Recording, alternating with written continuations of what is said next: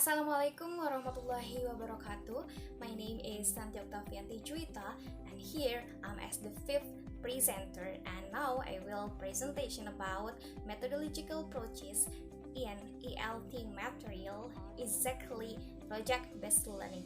What do you know? What is project-based learning itself? Right, project-based learning is a teaching method in which students learn by actively engaging in real-world and personally meaningful project.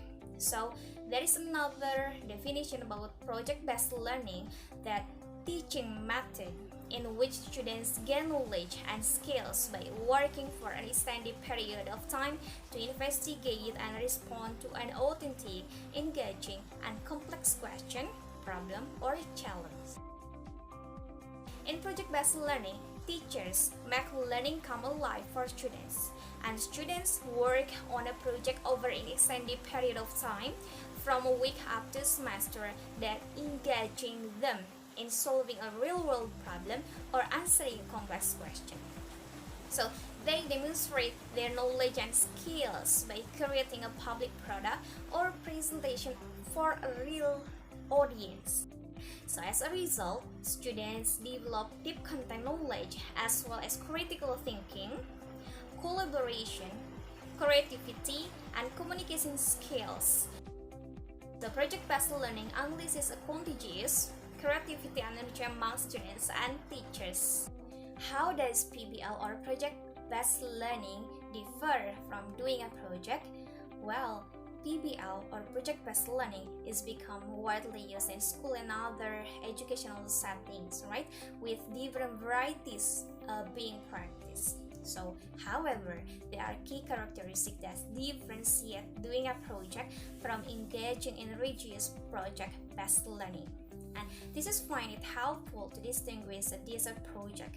A short, intellectually light project is served up after the teacher covers the content of a unit in the usual way, from a main course project in which the project is the unit. So in project-based learning, the project is a vehicle for teaching the important knowledge and skills students need to learn. So the project contains and frames curriculum and instruction, right? So in contrast to this project, PBL or project-based learning requires critical thinking, problem solving, collaboration, and various forms of communication. So to answer driving questions and create high quality work, students need to do much more than remember information. So you can highlight this. Students need to do much more than remember information, right? So they need to use higher order thinking skills, or we can say HOTS, and learn to work as a team. Now we move on to background on PBL. So you can see there is some background of PBL itself.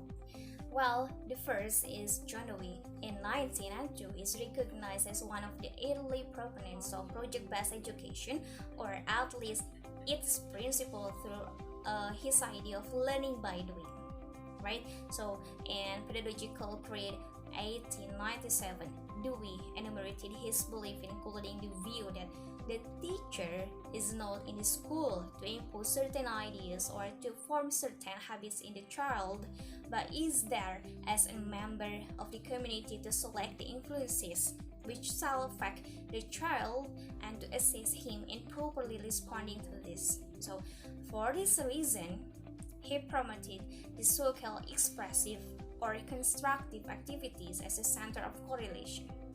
Well, educational research has infused this idea of teaching and learning into a methodological known as project-based learning, or PBL itself.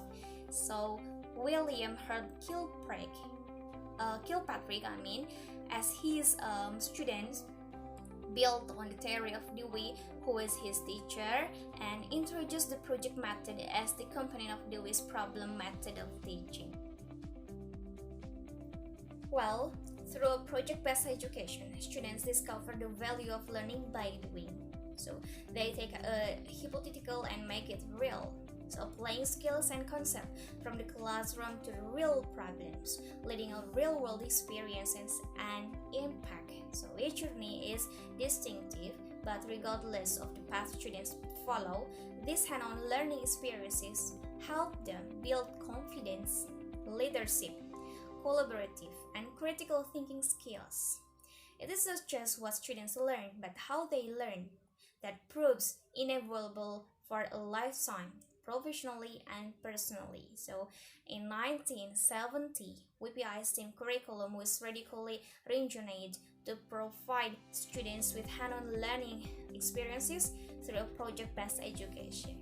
And 7 weeks term create space for team-based real-world experiences and a unique grading system with a focus on teamwork and experimentation allowed to experiential learning routes in faculty guidance. So, and since it believes as well-rounded project-based education is crucial to ensuring students become better scientists, engineers, and business leaders, all students are required to complete the equivalent of a minor in the humanities and art. Project-based learning, or PBL, is an innovative approach to learning that teaches a multitude of strategies critical for success in the 21st century, right? In the 21st century, so students drive their own learning through inquiry as well as work collaboratively to research and create projects that reflect their knowledge. So from gleaning new available technology skills to becoming proficient communicators and advanced problem solvers, students benefit from this approach to instruction.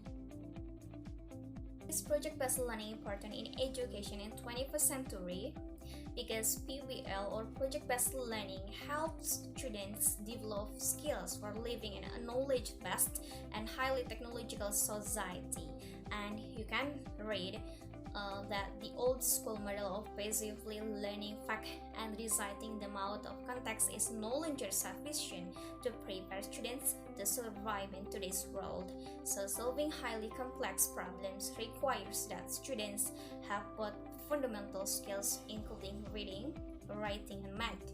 So, and 21st century skills like teamwork, problem solving, research gathering, time management, information synthesizing, utilizing high-tech tools. So with this combination of skills, students become directors and managers of their learning process, guided and mentored by a skilled teacher. These 21st century skills include personal and social responsibility planning, critical thinking, reasoning, and creativity, strong communication skills, both for interpersonal and presentation needs, cross-cultural understanding, visualizing and decision-making, knowing how and when to use technology and choosing the most appropriate tool for the task. Well, now let's move to learning outcomes of using PBL method. Right, studies comparing learning outcomes of student staff via project-based learning versus traditional instruction show that when implemented well, PBL increasing long-term retention of content, helps students reform as well as or better than traditional learners in high-tech tasks. So improve problem solving and collaboration skills, and improve students' attitude toward the learning. This is based on Strobel and Van Bernabel 2009 and Walker and Lurie 2009 too. So PBL can also provide an effective model of whole school reform. By National Clearinghouse for Comprehensive School Reform 2004 and Newman and Wilhelm 1995. Well, let's move to revise PBL or project-based learning itself. The first will be entire event that include discussion of the topic and problem that will be focused on. So after that, the teacher gives the students a project to do. The third, students work on the project and in groups, right? And the last activities, students present the project. Well, let's come to the last slide or to the last presentation is about project task ideas. You can read here. The first is about design. Yeah, You can write or you can make a design like a new product, a new way of doing something, or even a better something like menu, font, or other else, and make or create like a plan, a poster, a storybook, a brochure, an advertisement, a video, and last a play or drama. Yes, so in the build, you can make a model, a structure, and write like a letter, a poem, a short story, a book, a speech, or even rewrite something. And last, to prepare to present your ideas, to debate or to teach a lesson. Well, let's move on to post-method era. The first, I will explain you about post-method era itself. Well, post-method era is a language teaching method, is a single set of procedures which teachers are to follow in the classroom. Methods usually based on a set of beliefs about the nature of language and learning. It is based on UNAM 2003 in February 2009, page 1. So at around the same time, Pomarada Divlo 1994 in February 2009, page 1, identify what he called the post-method condition, a result of the widespread dissatisfaction with the conventional concept of method. Rather than subscribe to a single set of procedures, post-method teachers adapt their approach in accordance with a local, contextual factor, while at the same time being guided by a number of macro strategies. Two such macro strategies are maximize learning opportunities and promote learner autonomy. So, post methodologies have used against methods to show how they inflate the influence of method to better knock them down. Right?